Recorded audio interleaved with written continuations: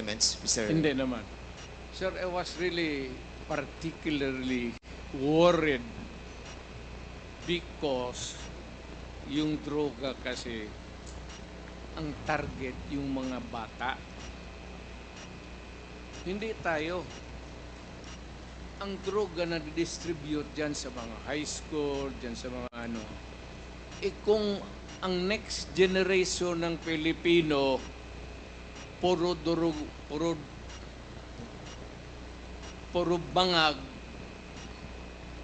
at marami nakikita mo dito, mga opisyal natin sa gobyerno, nakikita mo mga bangag.